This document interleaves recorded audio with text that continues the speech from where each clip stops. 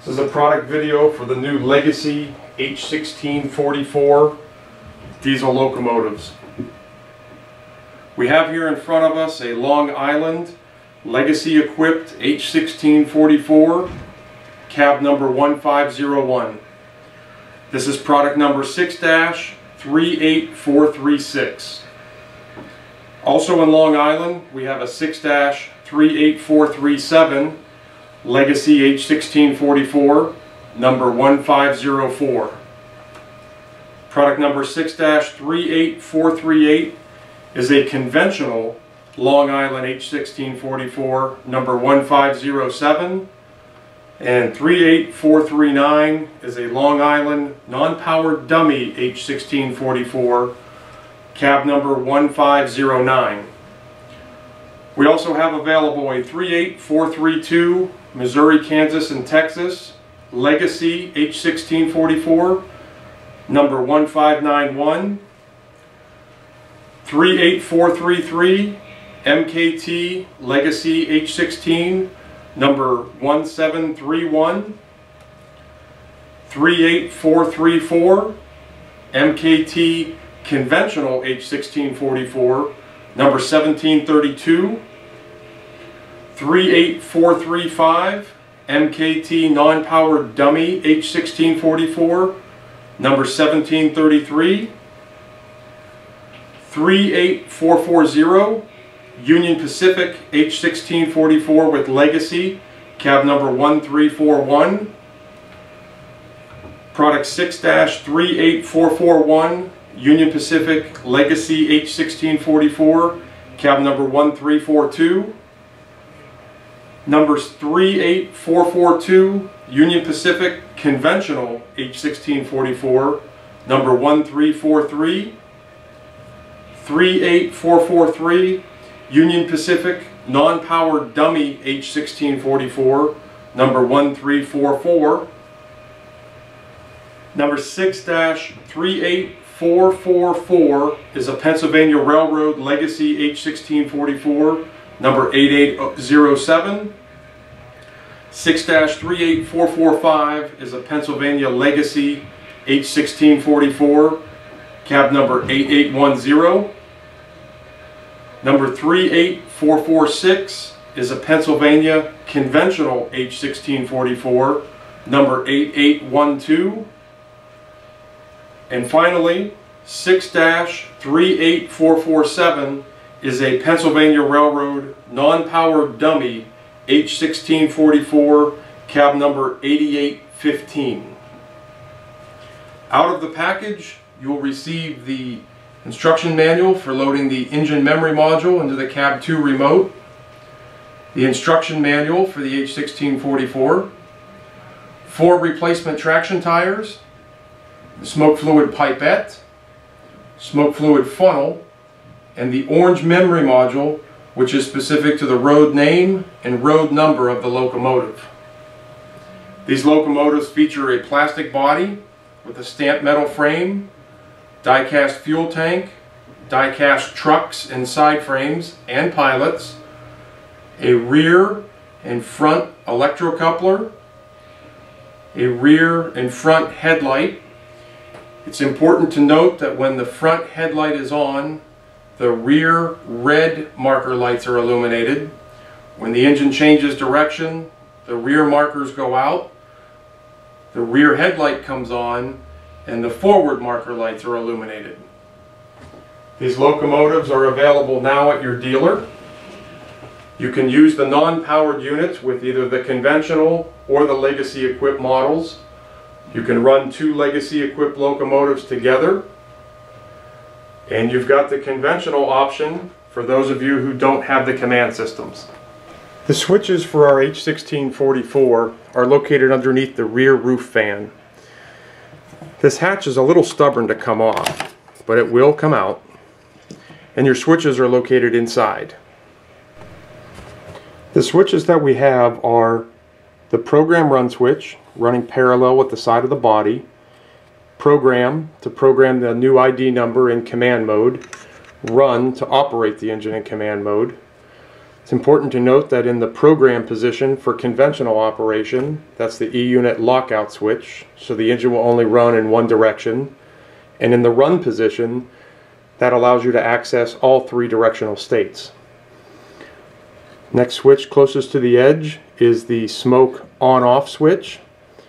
Smoke position leaves your smoke unit on, no smoke turns it off. The other switch we have is the Odyssey on-off switch to enable or disable your speed control. And finally we have the volume pot, which allows you to manually adjust the volume. Before we put our Long Island H16-44 on the track, we want to make sure we tell our Cab 2 everything about this locomotive. So to do that, we're going to load our engine memory module. To get ready to load the module, what we need to do is assign the engine ID number into the remote. Because the cab number is 1501 and all the locomotives come from the factory programmed as engine 1, we're going to go ahead and change our convention and use the first two digits. So engine 15. So we press engine 15, take our orange memory module and insert it in the top of our cab with the silver circle L facing up. We press the info key in the upper right hand corner.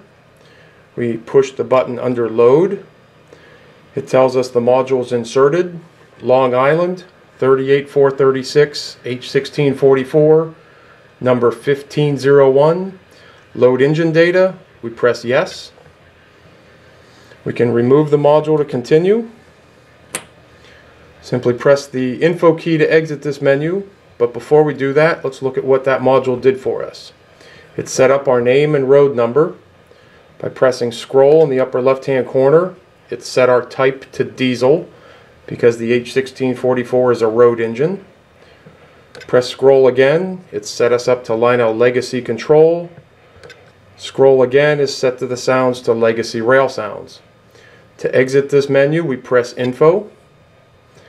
Now what we have is Long Island H16-44.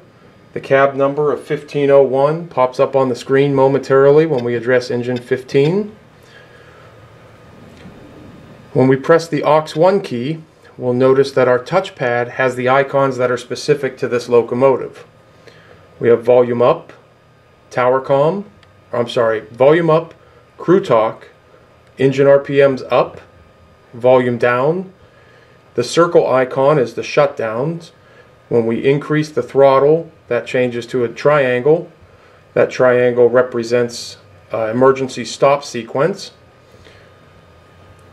We have engine RPMs down, tower comm, smoke off, smoke on, engine reset, Rule 17 lighting on, and Rule 17 lighting off.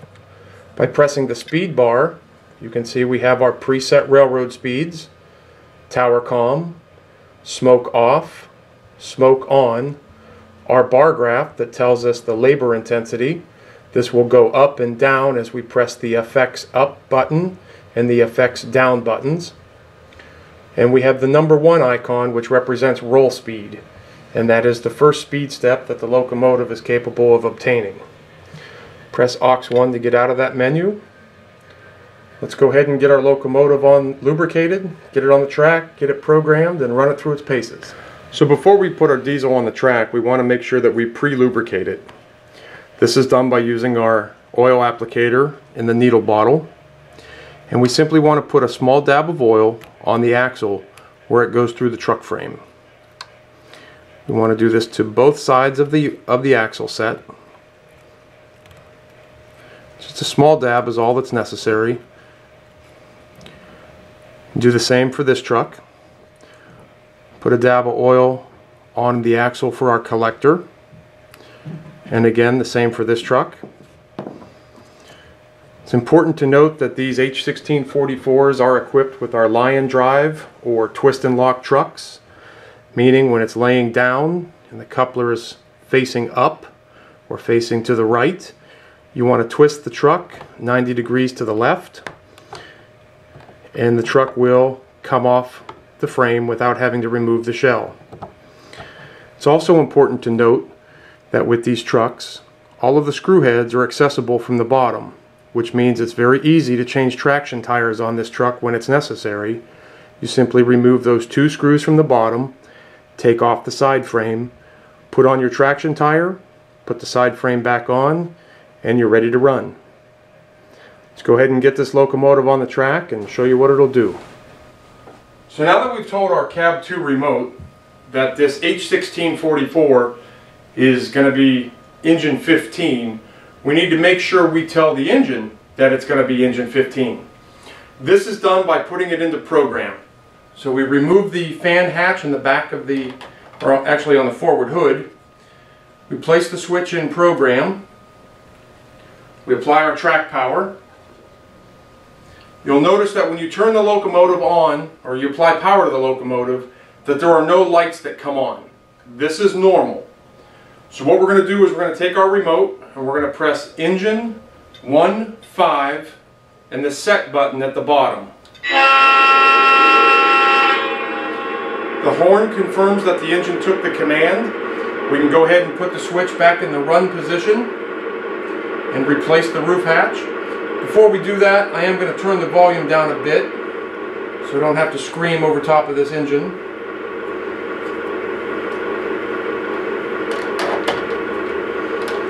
Put our cover back on, and now we're ready to run the locomotive. It's important to note that the long hood of the locomotive is the front and the short hood is the rear. Both the engineer and the conductor that sit in the cab are facing the long hood end of the locomotive.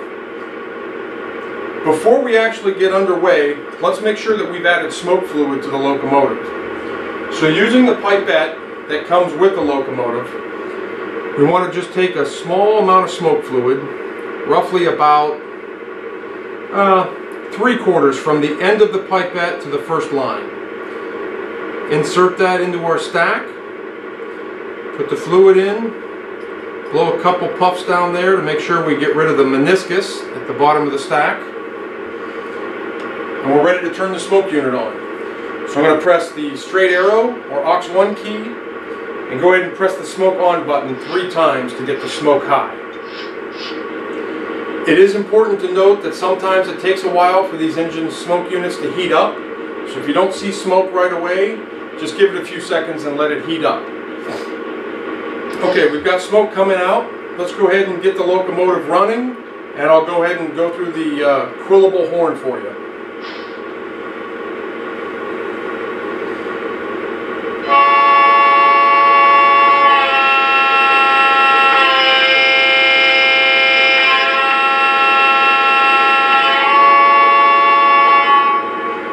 The bell,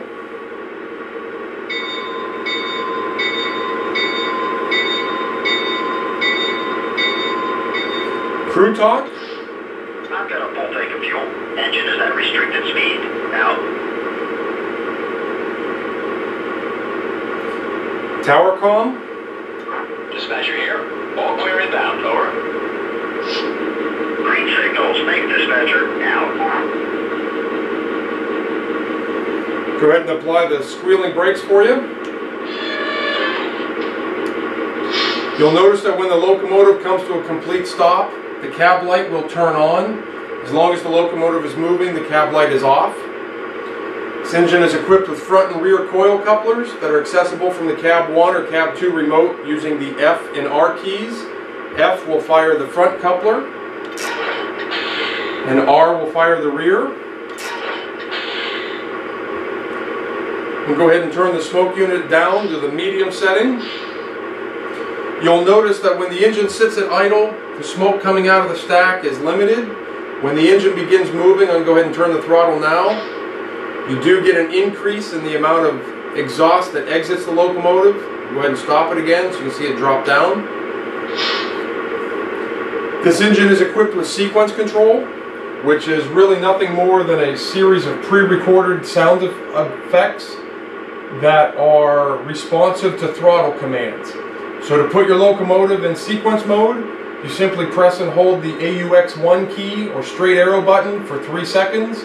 We'll get 2 bells and a horn to confirm that we've entered sequence mode.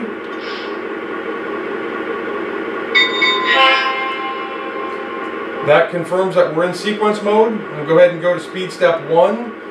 the sounds will take over on their own.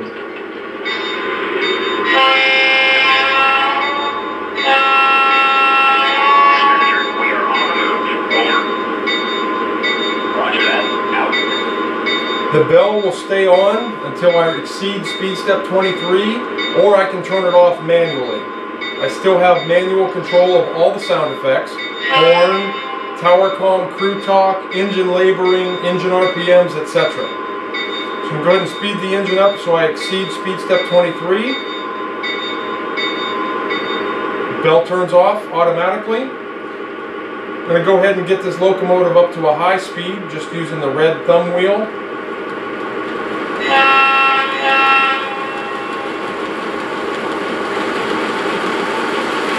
And now, using the pre-recorded speed steps, I'm going to take it to slow speed and you'll hear the dialogue. I'm at slow speed. Out. So the horn sounds on its own, the engineer tells the tower that he's at slow speed, etc. There's a lot of stuff that goes on in sequence mode. It's all based off of throttle commands, so please, by all means, feel free to experiment and see what the system has to offer. So I'm going to go ahead and slow the engine down with the brake. It's going to go through some other sound effects getting there.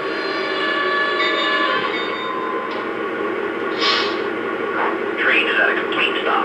We'll let you know when we're underway. Out. To get out of sequence mode, all I simply do is press the AUX1 or straight arrow key and the circle R icon on the touchpad. The horn tells me that it's taken it out of sequence mode, and now it'll run under manual control entirely. I can go ahead and fill up the fuel tank, since this video has been quite a long run. To do that, we simply press the AUX1 or straight arrow key and hold down the R icon on the touchpad. Continue to hold it down. You get the effect of the diesel fuel being loaded into the fuel tank. And when you let off of R, you'll get a short dialogue. Dispatcher, we've got a full tank. Over. Acknowledged. Out. Okay, so now that the engine's sitting at idle, I'm going to go ahead and hit the shutdown icon, which is nothing more than the black circle in the center of the icon, or the touchpad rather. Hit that now. Okay, now that the engine's shut down, what you see is the smoke unit has turned itself off, the headlight is turned off, the rear headlight's off, and the cab light is turned off. This is the equivalent of what the locomotive was when you first put it on the track. To fire this locomotive up again, all you need to do is press engine 1.5 on your remote, hit aux1, the sounds will come up, or you can press that on-off icon in the lower left-hand corner of the screen and get the crew dialogue. These H16-44s are in stock now at your dealers. They're available in a plethora of road names and road numbers. Once again, there's 2 legacy versions, 1 conventional version, and 1 non-powered dummy version. All 4 variants each have unique cab numbers. They will operate together in a multiple unit consist, or a lash up as we often call it. We hope you enjoyed the video, and we'll see you next time.